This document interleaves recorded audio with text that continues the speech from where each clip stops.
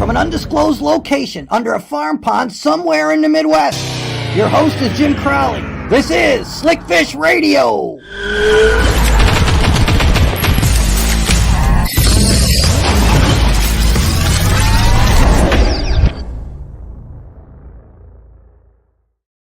Hi, everyone. Welcome to another edition of Slickfish Radio. We are, and people chiming in, coming on already. God bless you. Thanks for coming on already. We are back fresh from ICAST. I just woke up. No, I definitely had to catch some sleep after ICAST, and we'll talk to you a little bit about that. And then we're going to bring James Elam, and him and I were just talking about that a little while ago. That ICAST just wore us out. That's what ICAST does. And for those of you who are not familiar with it, it is the industry trade show, and it is the biggest show out there for fishing. And it was crazy this year. Those were the fastest 10 and 12-hour days. I loved, some of you know that I love bike riding, and I really gotten into that in the last year. I didn't ride my bike down there at all, but I definitely put on, I'm guessing 2 to 4 miles every day, walking back and forth to meetings and just seeing people. And it's so great to know that there's over 13,000 people in attendance this year at ICAST. The fishing industry is strong. There's a lot of great things coming. There's a lot of young anglers coming up, but there's a lot of good things to look forward to. There's a lot of great products. We'll talk about that. Milton Thompson just come on. He said, hi. Craig Cross from Florida. Donald Haas. Gentlemen, hello. Welcome. Thank you for joining us tonight.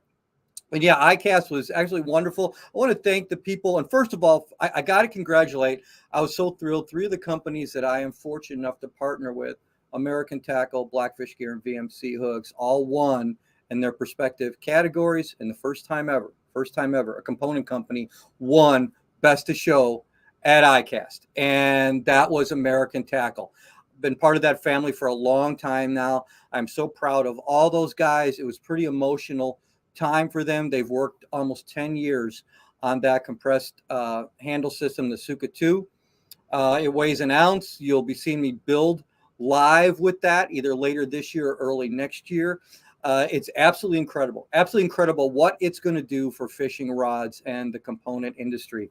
And ICAST wins again. Their 15th, get this, their 15th industry award. So great to American Tackle. Congratulations to them. Our friends from Explore Lacrosse just had some buddies just tell me they were in lacrosse this weekend. Great tournament up there. It took 30 pounds over 2 days to win. Congratulations to those winners, and a lot of bags in that 16 to 20-something pound range. Lacrosse always producing fish, and what a great place. If you're going anywhere with your family this summer, the Lacrosse region is beautiful. Places to stay, places to eat, obviously great fishing. It's wonderful. Rick Reed just chimed in. My lovely, beautiful wife, Rhonda, just chimed in. And yes, sweetie, you're my number one fan. Thank God for you.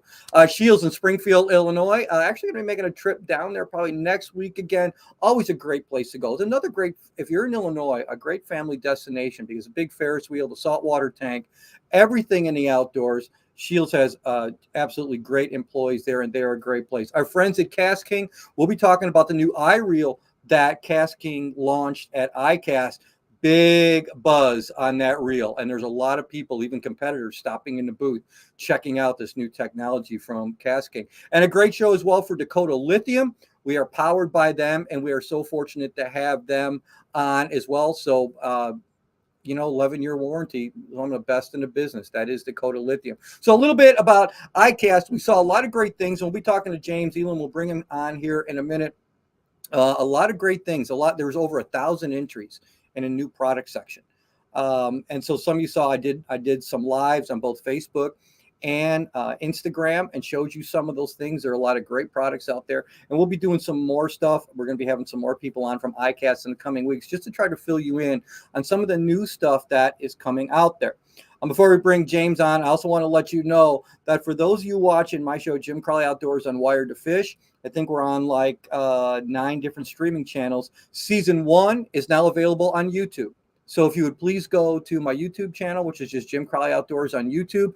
All of Season 1 is on there, and we're uploading Season 2 as we speak. So that is another way that you can see the shows. If you don't have Plex or Fubo or a Sports Tribal or a bunch of the other stations that it's on, you can watch on demand now on YouTube. You can go see just about all the episodes. And for the next 6 or 7 weeks, I'm going to be putting up new episodes that we did from this past year, as well as some new ones coming up here. We've got a Tarpon show coming up. We've got a great show from Ontario, and more and more and more. There's just a lot before we finish off this season. Rick Reed just chimed in. Thanks, American Tackle. Thank you, Rick. Gen Wong. Gen, it was great to see you in Florida. Always good to hang with you for a little bit, buddy. And we just had a great time in ICAST. And with that being said, I am going to bring in our guest who just woke up a day or so ago himself from ICAST, James Elam. James, welcome. Thanks, buddy. I think we saw each other for 5 or 6 minutes running by each other when we were at ICAST. So we stopped in the Cast King booth, and then we were off in 10,000 different directions. So I'm glad to see you made it home safely. Yeah, thank you, and thanks for having me. But yeah, ICAST was crazy busy. As always, it seems like, yeah, you mentioned like the 10 to 12 hour days. I spent most of my time in like 3 different places, and it's just the time flies by. Yeah. But yeah, it's just a lot of walking, a lot of stuff going on. Pretty exciting though, when you think about it, and you've been in the industry for a while. I mean, you had a very successful career in BASS with 3 wins. You came over to MLF. Now you've had great finishes there. You've had 3 Red Crest appearances there, and having a decent year. So you're busy all the time. And then when you get there, you really had to put on your running shoes. And tell people a little bit, if people don't understand. Now, you at the professional level, you've got responsibilities on and off the water. So just for some of those people that may not understand ICAST, when you get there, what is your plan when you get to ICAST? Kind of lay out what a day involves. Yeah, so ICAST is a good opportunity to meet with everybody, face to face. Only a phone call do so much sometimes, but it's a really good time to meet a lot of the people maybe that you haven't within different companies. Mustad Life Target's a new sponsor of mine this year. A lot of those guys I haven't got to meet in person, until this year. So that was a really good opportunity to do that. And also, with Cast King, we knocked out a lot of little videos and did a lot of filming, and you get to get your hands on the new products. You get to touch base with everybody, within the company and all your buddies. And it's just a really good meeting place. And it's just a good business week, within the fishing industry. And that's basically what I would sum it up to be, is just a really good business week. And yeah, as a professional angler, a lot of stuff, fishing at the end of the day and how well you do, if you don't perform and you don't do well, you're not going to be doing it very long. So that's really important. But the other stuff comes into play too. And there's so much more to it than just fishing. When you're back home, and, of course you got to juggle, the rest of the things in life and take care of things at home. But there's a lot of other things that happen. A lot of other business stuff that you have to take care of besides just making a cast. And, a lot of that's also a lot of prep for these tournaments, making sure you have all your gear dialed in. You have spare this, spare that. Yep. You have a lot of plans for, you think about everything that could go wrong and try to make a plan for what if that does go wrong. What am I going to do? How am I going to fix it? All those little things you try to cover your bases on, and the time to do that's, when you're not at the tournament. So right. Yeah, just a lot of, getting ready for the tournaments, knowing what you're probably going to be doing, getting all that stuff lined out, getting things dialed in and ready, because every one of them is different, and you can bet almost anything. And, you have to be super laser focused in on the right things, and if you really want to do well. Well, we've got some people chiming in here tonight, and Milton Thomas just came in, and Devin Cartwright said, "Hey, what's up, Jim and James? Cast King super fan here." Well, go tell your buddies, man. Go tell your buddies. Hey, tell them, hey, we're fans of yours now. So, thanks for being a Cast King fan, and more people chiming in. God bless you all for coming on tonight. We're gonna have some fun and get some good information out there. And I know there's a lot, because on every episode here we give out a 20% discount code for Cast King at the end of the show. So any of you who are new chiming in tonight, 1, thank you for joining us, and 2, make sure you wait till the end of the show, because we are going to hand out that 20% discount code, so you can join the rest of us who are having a great time with good quality products from Cast King. And bringing that up, James, when we both heard about the iReel, I got to see it a little bit at the Classic, but just a real quick, hey, this is what it's going to be. And I'm like, why is there a blue light flashing on the bottom of this reel? And I didn't understand it at first. I'm like, well, it's going to be Bluetooth compatible. And I'm like, what? So when you saw it, you and I were talking a little bit before the show started about how everything has evolved and how it's ever changing and things are continuing to grow as the sport continues to broaden out.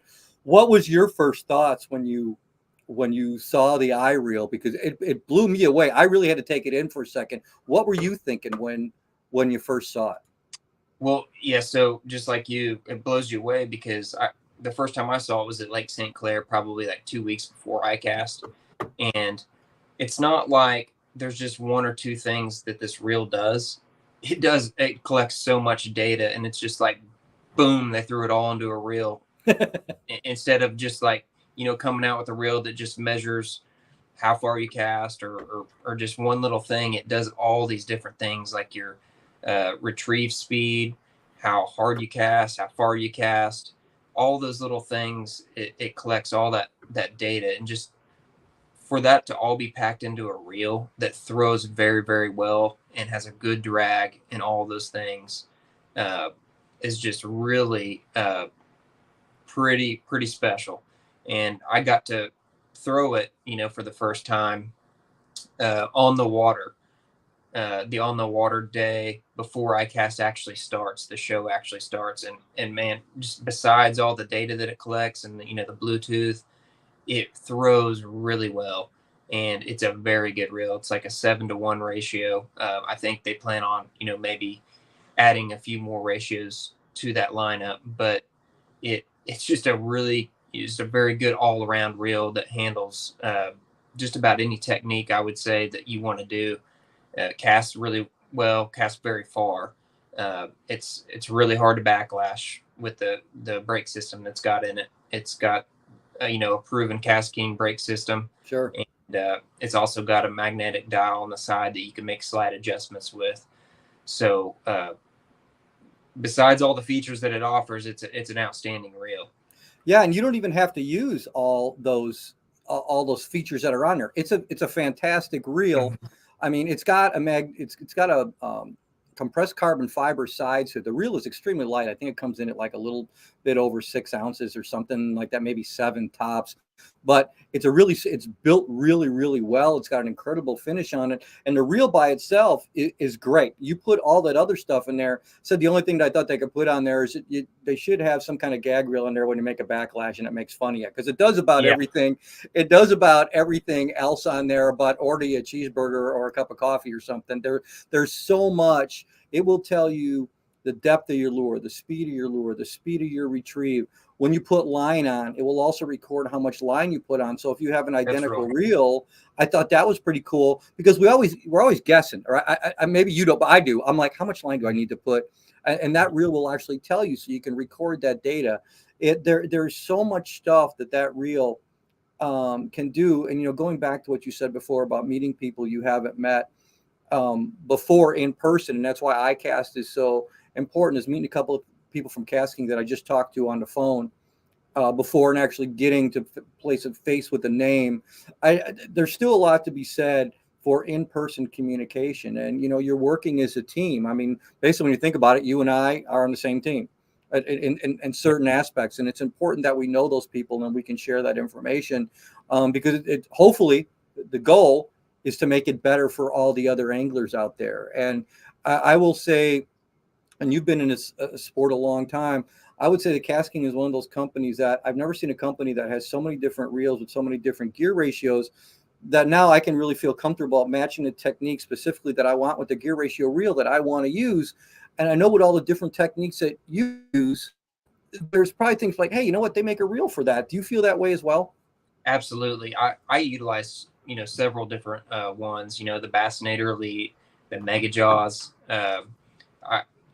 One of my favorites is Speed Demon because it comes in a 10-to-1 ratio. So I use that exclusively for, all the baits you drag or fish slow, like Texas rigging and like like a jig and flipping, because I want that, fast line uptake.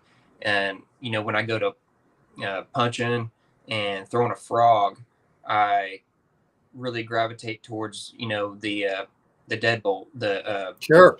Oh, because there's no drag, and I don't need drag. I'm throwing braid. I got 65-pound braid. I don't want any drag slippage. right. So those are two specialty reels that I use for that. I really like the Bassinator Elites for, certain things. I like the certain gear ratios. They offer an 8-speed and a 6-speed gear ratio. And, for the 6, I crank a lot with that one, bigger crankbaits. And then I throw a bigger spinner bait on the 6. And then the 8, I use a lot winding, a swim jig or chatterbait around. So those are, all of them have their certain things that I use them for. The rods also, spinning, I really gravitate towards the Mega Jaws Elite spinning reel. Love That's that reel. really, they've got the Speed Demon, that's got a faster gear ratio to it, and I like that one. But man, at the end of the day, I just love, the old purple and black Mega Jaws. It's just a solid reel, and everything's right about it. So I've got about 6 or 7 of those lined up, and that's what I've been smallmouth fishing with this year. Yeah, and I'm mentioned when you said the Speed Demon Elite spinning reel, that's actually a year ago now is when I first walked into the Cast King booth, and I had 4 or 5 of their reels already. And you and I have a mutual friend in common, Jose Cinco. And I walked into that booth and I said, first thing I said is, where can I buy them? And I want to see that 7-4-1 Speed Demon Elite, because I love throwing jerk baits on spinning rods. Yeah. And so Jose went through the whole thing, and I said, I as soon as I got home, I bought 2 of them. And it ended up being a great working relationship that we have with them. But I wanted that reel. That reel was affordable, and it did. And we filmed the show on it on Smallmouth earlier this year. That reel did everything I wanted and more, and it made working a jerk bait, 1, casting it farther than I could with a bait caster, and 2, it just gave me that faster retrieve that I didn't have to work as hard, making that bait do exactly what I wanted it to do. And they have so many different reels that way. And it's just great to see all the things that they have coming.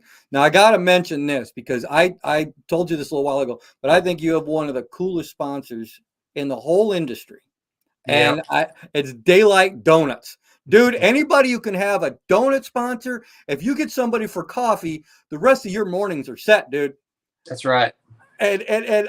So can you talk a little bit about, I just think that's the coolest thing, but somebody's going to want to know, Daylight Donuts, how did he get that? But there's a relationship building in there. So, because they're a great company. So just talk about that a little bit. Yeah. So I need to go get some this week, but yeah, Tulsa-based company. They're really good donuts. They make other things like sausage rolls and stuff like that. But the guys at Daylight they're just awesome. They just they're outdoorsmen. They love to fish. They love to hunt, and they wanted to help me out my first year as a professional angler, and it's just been a good relationship ever since then. They've always helped me. So just they're good fishermen, and they just want to support the industry and help me and support me, and it works out really well.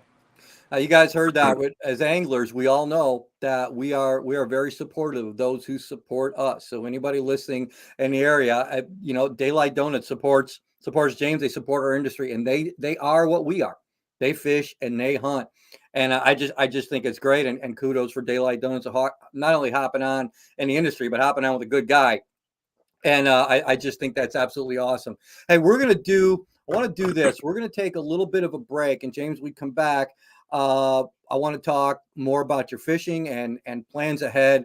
And MLF, which like I said, we talked before. I love BAS. I love MLF, but it's been an exciting season in MLF, and we're going to talk a little bit more about that when we get back. And for those of you old enough to remember, Chuck Woolery used to say, "We'll be back in 2 and 2." American Tackle is home to the award-winning microwave line control system. Rod blanks to reel seats, ferrules to finish, grips to guides. They're committed to the very best in rod building components. Find out more, americantackle.us. With fishing beyond your expectations, indoor and outdoor activities, a vast variety of places to eat, drink, and stay. Discover your next adventure between the bluffs. ExploreLaCrosse.com. Located in Springfield, Illinois' largest selection of sports and sportswear, hunting, fishing, specialty shops and services, a 65-foot Ferris wheel, 16,000-gallon saltwater aquarium, and industry-leading knowledgeable employees. You don't take chances at Shields, ever. Go to shields.com.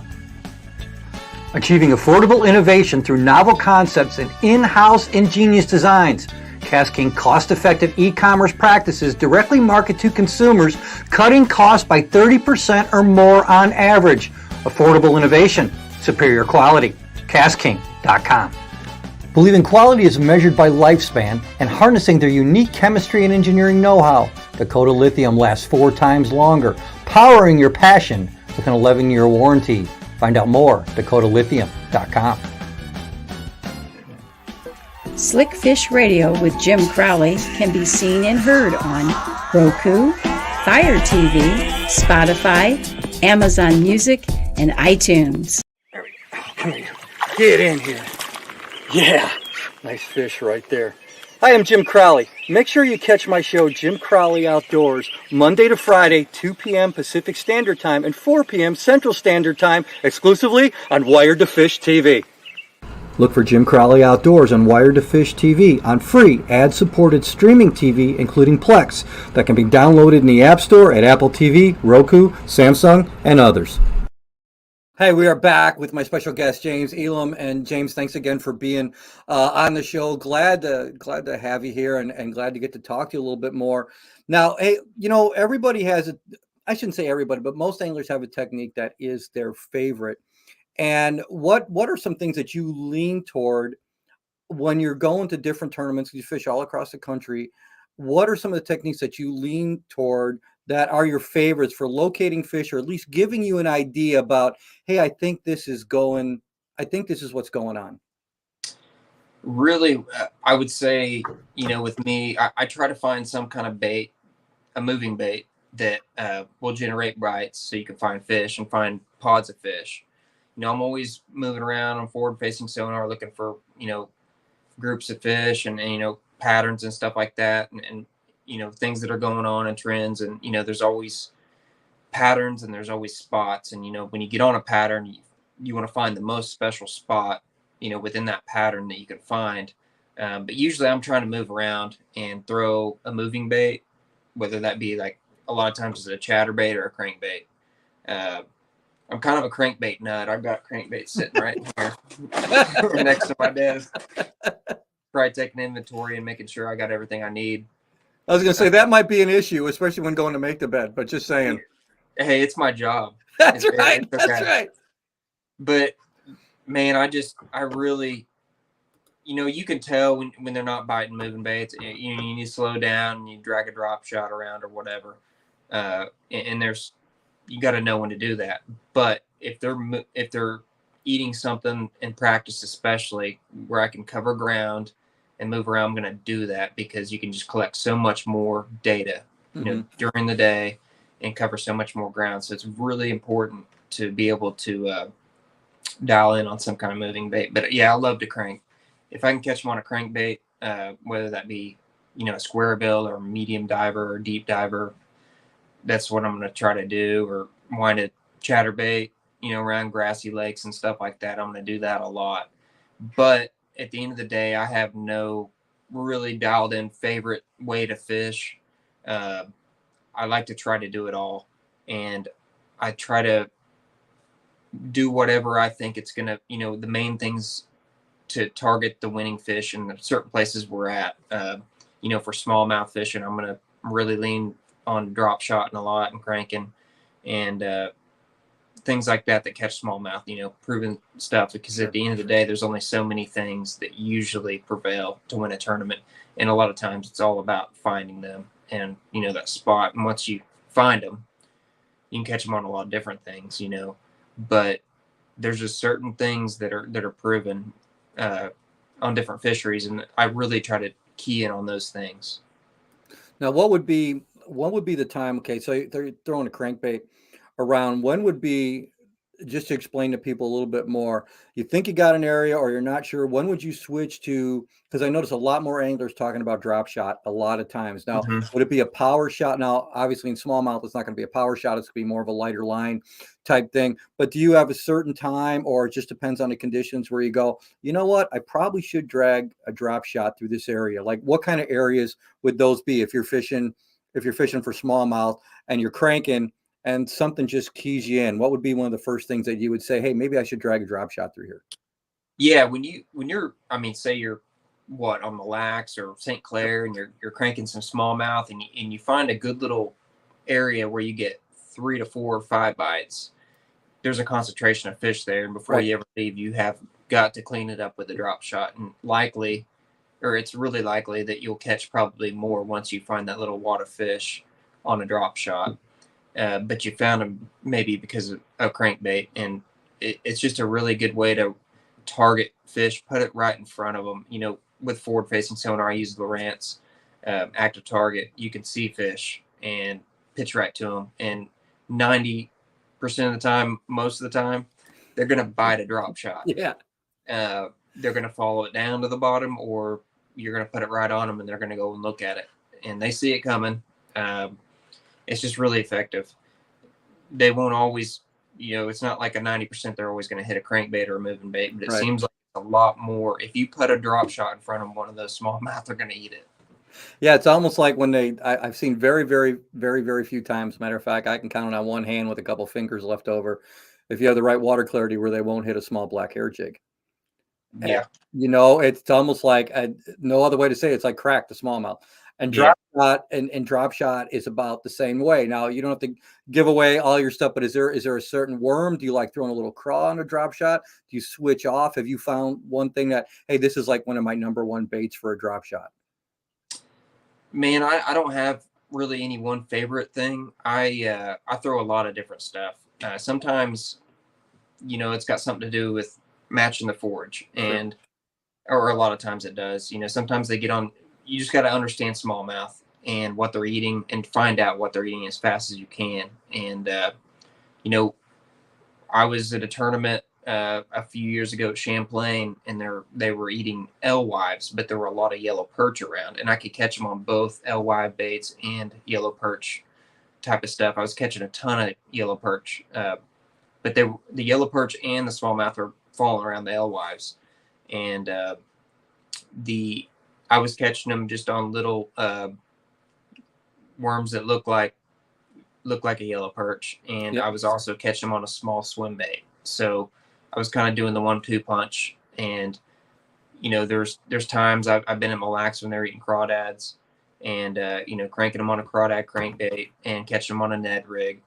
I've also been to Mille Lacs when they were keyed in on the alewives and catching them on a bigger fluke style drop shot bait that you normally wouldn't throw. You normally were throwing those 3 and 4 inch baits on a drop shot, but I'm throwing like a 5 at that time. And really, once you figure out what they're keyed in on, it is automatic. And just as long as you're around them, there's been other times where they're on the gobies, and it seems like a good green pumpkin 3-inch, 4-inch size bait will dominate in that scenario. I think I've seen smallmouth be more bait specific when they want something.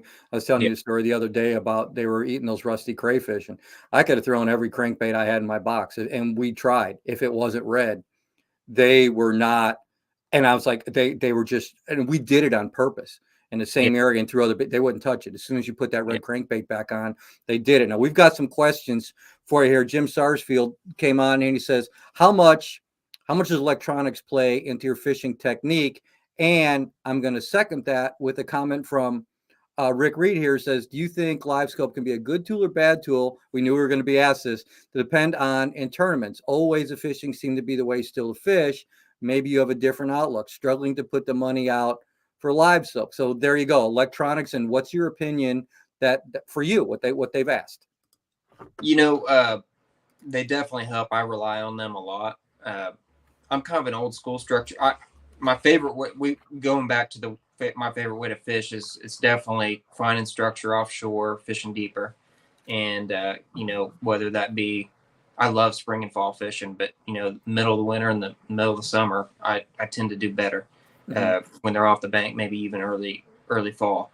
And I've developed all the way I fish without forward facing sonar, but now it's another tool to help me maybe catch a few more fish in the day, or better understand the places I'm fishing, so I can pattern the fish better. It definitely helps. You find more brush with it. Sometimes you can run over, just say, a point in Oklahoma with down scan and side scan and see like 1 or 2 brush piles, and then you set the trolling motor down to fish them, and there's actually like 7 of them there. Oh, yeah. So you pan around, you can see all that stuff, and you can see not only the bass, you can see the bait. It's really good for finding bait and seeing them move around, and you see like all the other trash fish that are out there too. But it's just really nice. In the middle of winter, it's very key to know where the bait's at, because the bass are going to be related to that, and it keys you in on that a lot quicker than it used to. I use down scan and side scan a ton still, of course, but every now and then I'll use sonar, and I use sonar a lot when we were at St. Clair, but I don't rely on that totally, because you can go down that rabbit hole and Right. get too into that, and it really is a balance. If you can find the perfect balance in between all that stuff, finding the fish with your electronics and all that stuff, but still not relying on it, and that being your only game, that's when you do the best. I think if you get to relying on things too much, that's when you're in trouble. You got to stay dynamic as a fisherman, keep an open mind, and you can catch fish obviously without any of that stuff. You don't have to have it, but if you know how to let it help you, it can definitely help. And I think that's one of the most honest answers I've ever gotten. And when I first started playing around with it, I said, yeah, it's a lot of fun. And especially when you're ice fishing, it's fun. But then on the other side of it, when I didn't think there was fish down there, now I could see that there's a bunch of fish down there. Didn't want to have anything to do with what I was doing. So sometimes, the coolest thing and my limited experience with it so far is that it's definitely better to be able to learn the mood of the fish.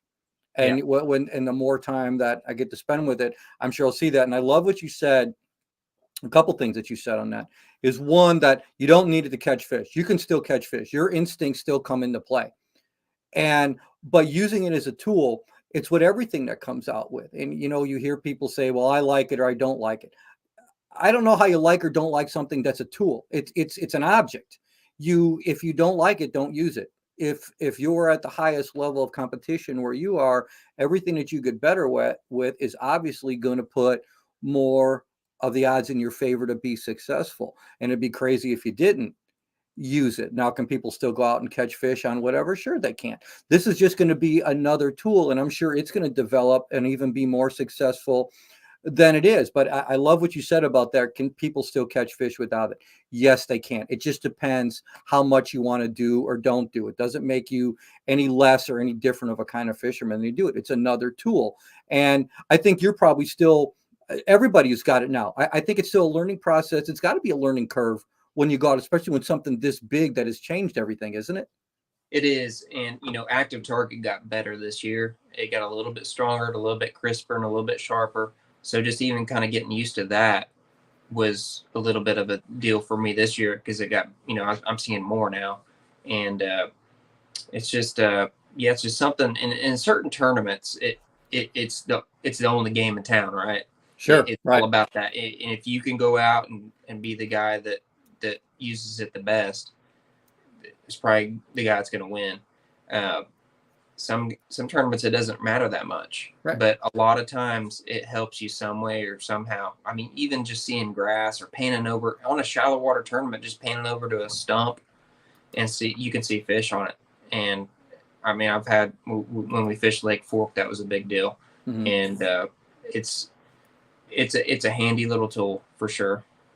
So before we let you go, and I appreciate all your time tonight and great Yeah. questions from everybody tonight. And as I always tell you, God bless you all for tuning in. And I know we'll have more on Roku and Fire TV and all the other places that join us later. We wouldn't have a show if it wasn't for all of you. So thank you all very much for joining us and being on here when James is on here. And Lee Kerr just chimed in. Hi Jim. Hi Lee. How you doing, buddy? What's your next tournament? And as the year's proceeding, what are you looking forward to with what's left of the season? Yeah, so there's just one more tournament left. Yep. We're kind of wrapping things up early this year. I think I leave next Thursday for Saginaw Bay in Michigan. Oh, cool. And I don't always pre-practice tournaments. I kind of got away from that. I do usually better just going. But this year it was really convenient with us fishing Lake St. Clair to go, 2 hours away and hang out for a week and fish Saginaw Bay. And it was kind of tough when we were there. And or when I was there, and I'm not really quite sure what to expect. There's smallmouth and largemouth there, and normally if we're on a Great Lake, this is Lake Huron. If we're on a Great Lake system or St. Clair or anything like that, I'm gonna go for smallmouth. I'm gonna target smallmouth, and we only have 2 days to practice, and you really need to pick correctly and narrow your time, your focus in on something. But this Saginaw Bay is a really good largemouth fishery. So I'm going to kind of be torn in between doing both. And a lot of it depends on the weather. We're going to see what the weather does. We're going to watch the wind, and because it can get ugly on the Great Lakes. Sure. And going to have to get out there if we get some slick, calm conditions and see how the tournament's lining out and what the forecast for the wind is. So that's going to kind of be more of a late audible on what I'm going to do. Of course, I got an idea where I want to go largemouth fish if I go do that. But the smallmouth fishing, it'll take a lot of time to go find them. And so we got that tournament coming up, and that wraps up the season. And we also have the Major League Fishing Team Series events coming up. Yeah, those are great. Those are fun. Yeah, so I think that kicks off in September. And of course, last year was the first year that we did that. Had a little success there. That was fun. But yeah, I think that kicks off in September, and it'll run September through November is when we'll fish and film for that. So that'll be a little bit of stuff to do in the fall. Looking forward to that, because that is a good time. I love how the strategy happens on the water, and there's I love fishing like that, where you're working as a team trying to pull it by the seat of your pants, put all your information together and see. Yep. And it's an awesome format. It is a fun format to watch, and wishing you all the best of luck on that. Before we let you go, where can people find out more? And I'm just going to let you guys know this. And I've talked with James on several occasions. I think the first time we really met in person was at the Classic. Everything you see here on camera is exactly how this guy is in person. He is just 100% very nice guy who we did a test on this thing yesterday, and him and I probably spent 15, 20 minutes. It was supposed to be 3 minutes of time. I didn't want to take up a lot of his time. And we talked fishing. And that's what we did. And we had a great time. He's eating a sandwich. I'm drinking a Mountain Dew. And I'm like, yeah, this test is great. Oh, what were you catching them on? And so this is how he is. And and I love guys like this. We're definitely going to have you back on the show again, because you're a good, honest person that is fun to talk to. And obviously, by all the people that chimed in tonight, they enjoy it as well. Well, thanks, Jim. And well, it's just, it is what it is. It's true. You're just a very good person, and I wish you continued success. Where can people find out more about you? Yeah, just following along James Elam Fishing, Instagram, and watching the tournaments. And hopefully we have a really good tournament to end up the year on Saginaw Bay, and we'll be on camera there. Yeah, that would be wonderful. We'll be pulling for you. And make sure you guys check out all his social media. And James, I'm sure we'll be talking again in the future. So grateful that you came on and spent some of your time tonight. I know you had a lot of yard work today that wasn't really that you didn't look forward to, but I'm worn out. I got a headache from it. This Oklahoma heat is for real. It's like 100. It was 101, I think, today. Dude, that's not even right. It's not. No. So the other part is I got to get out in the shop and do my tackle too. So I'm waiting on Friday. There's a cold front coming in. It's supposed to be 83 for a high. So I'm gonna get out there Friday and get all that stuff together. So. And who says that fishing doesn't involve strategic planning? I think that's a pretty good call, buddy. I really do. Well, hey man, I'll let you go. Hey, God bless you. Thanks for your time. You too. Thanks. Continued success, and we'll be pulling for you, my man. Thanks for having me, Jim. I appreciate it. Thank you. See ya. What a great guy. I knew we were going to have a blast having him on the show, and hope you guys got a lot of great information about that. It's just a lot of fun. And James is just a great guy, and I hope he finishes up the season extremely strong. So, hey, I promised you a couple discount codes. And of course, we're going to talk about, we mentioned at the beginning of the show, we mentioned that my friends, my family over at American Tackle they won their 14th and 15th award at ICAST, and won best overall for the Suka 2 handle. I know a lot of you saw the post on that. I was so excited for them. I think we all screamed in the booth. It was pretty cool. Great company, very, very hard-working, passionate company. If you're interested in any of the American Tackle products, please go see them at AmericanTackleAnglerProducts.com. Put in that code JCO20, and you'll get 20% off some of the products on the site. Now, they're also still looking for pro staff people. I know Jim and Savannah Kolba joined us at ICAST this year, and they got on the pro staff through this program. It is possible. If you want to get involved with one of the best, the most award-winning fishing company in the industry, and want to think about being involved in a pro staff, go to americantackle.us. That's going to be different from what I gave you, and look at their forms for filling out. You're applying for a job. That's what it is. And if you're interested, you can see my friends at American Tackle, but there's your 20% off code. Now, what James and I were talking a lot was a lot about the reels from Cast King, and a lot of you chimed in being Cast King fans. All the stuff that's on the Cast King website right now, put that code in right there, JC52AFF. You get 20% off anything on the Cast King website. So put that code on right there. We got a couple more. 407, our friend Don Morris, who works for American Tackle. Don's been on the show. Yes, we did it. Yes, we did, Don. That was so awesome. I'm still getting chills. What an awesome experience that was. What a fantastic experience it was. I also want to thank our wonderful friends from Explore Lacrosse. And I'll be going up there again in 3 or 4 weeks. Smallmouth are doing good up there. The great walleye fishing. We had Adam Christensen on. We just released a show on YouTube about our trip with Adam. So for those of you with us tonight, please, if you want to see season 1 and season 2 as it's happening of Jim Crowley Outdoors on Wired to Fish, that is all now available on our YouTube channel. Please go to our new YouTube channel and subscribe. You will be able to see all those episodes from last year and this year, plus other shorts and all kinds of things on there. Please subscribe. We are building that page, and now you can see all those episodes whenever you want to see them, besides seeing them on Wired to Fish TV every day at 4 p.m. Central Time and 2 p.m. Pacific. If you want to see a certain show, we just put a new one up on Bait Casting 101.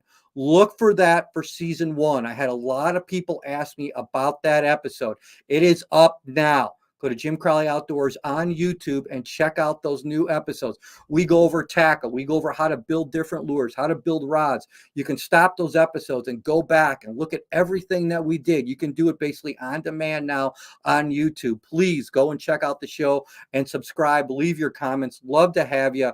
So check out our YouTube channel. Obviously, you can find us here on Facebook as well as Instagram. Also on Roku, Fire TV, Amazon Music, iTunes, and Spotify for Slickfish Radio. We still have some more comments coming in. Lee Kerr just says MG12, and put that up right there. That's right, Lee. I know. Turn you on to that MG12, buddy, and that is one fantastic reel. If you can get 20% off the MG12, and there's a break on it right now on the Cast King website. They are having a sale on the MG12 and I think maybe the Kestrel, but I know the MG12 for sure. And you can see the new iReel on there. Go check that out. And again, thank you for all of us for joining us tonight. As I always tell you, I'm very, very grateful for all of you. We would not have a show, and this podcast continues to grow because of all of you. Please share it if you like it. Please pass it on to your friends. We'll continue to give you solid, good information. We have a couple more shows coming up. I think we have one next week and the following week. There's going to be some more great content and fun stuff. And if everything works out right next week, we got one heck of a giveaway for next week as well. So until next time, I hope the rest of your week, I hope everything goes extremely well for all of you. God bless you. God bless you. And thank you for being here. I'll see you soon.